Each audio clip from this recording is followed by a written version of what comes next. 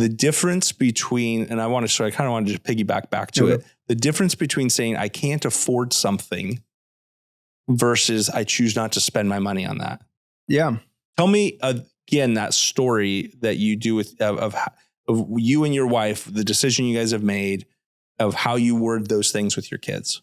Yeah. So, the premise came from like, even for me, like my childhood, looking back, there are moments where we didn't have money, but even in saying that, you mentioned this in our conversation earlier, is there are so much resources and so much benefits of living in the US that even when you don't have money, there are so many benefits and programs available that you will never not be without, like essential things. The essentials of food, electricity, like even PSE like has programs and benefits, and they have charities to help you pay for like all these things.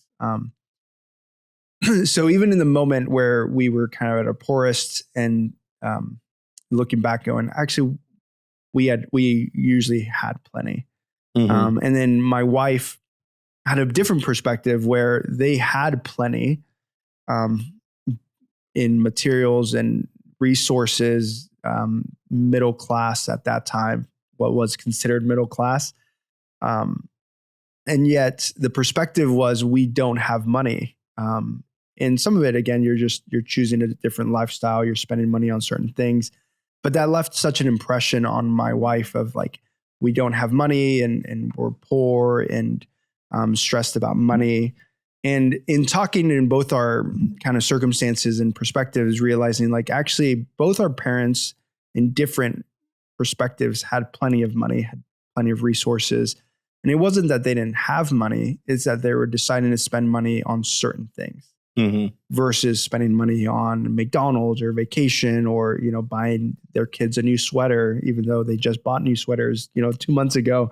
You know how kids are, you go to the store and you want something that day. Yeah. And as parents, I think they are kind of, and most of us we're quick to say, well, we don't have money for that. And so that started leaving an impression on Katie, my wife, and just feeling like, oh, we were poor. And I look at her and my life situation growing up, I'm like, you didn't know what poor was. Like you weren't.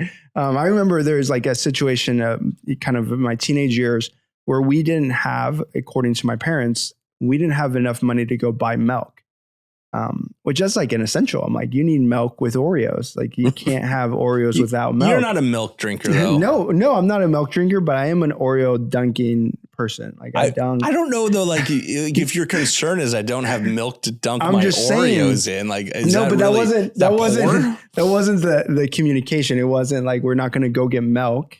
Right. It was we don't have money for milk. Right. What it was. So it was like, whoa, like that's the poor I experienced. Right. Katie was like her poor that she experienced was she couldn't get the nicest, newest thing. Right. You're not getting a brand new car for your 16th birthday. Yeah, Katie. You actually have to work and make some money. And so we just kind of realized that and came to this conscious conclusion and decision to say, you know what, we will always have money to buy the essentials. And for the most part, we're kind of conscious of what we're spending money on. And so we're going to communicate with our kids. It's not that we don't have money. It's that we just don't want to spend money on certain things. So even now we still do it where our kids, want to buy something or they're like, well, we should go here or we should go buy this. And we say, well, we don't want to spend money on that thing. We don't want to spend money at this time. And that can sound frustrating to our kids, I think a little bit. And I made this joke earlier is I think they've caught on that we have money. We just don't want to spend money. And so now my kids think that because we've been saving all this money, that we have like thousands and thousands of dollars sitting at the bank, like waiting to be spent. Yeah. What did your son, what did he wanted when you talked about going on vacation? Yeah. So we've been planning this vacation. We usually involve them in planning our vacations, and we're not planning a vacation until next year. And so we're planning it and they're like, well, why don't we just go tomorrow to vacation? I'm like, well, cause we don't, we're saving up for money. We want to, and they're like, Dad, we can go tomorrow. You have thousands of dollars in the bank. And it's just like, okay, Yeah, yes, I love that part about kids. They're like, you're rich. Yeah, I saw your wallet. You got lots of money in your wallet. Yeah. So, yeah. And some of it, again, and we want to make sure our kids understand, like, we have plenty.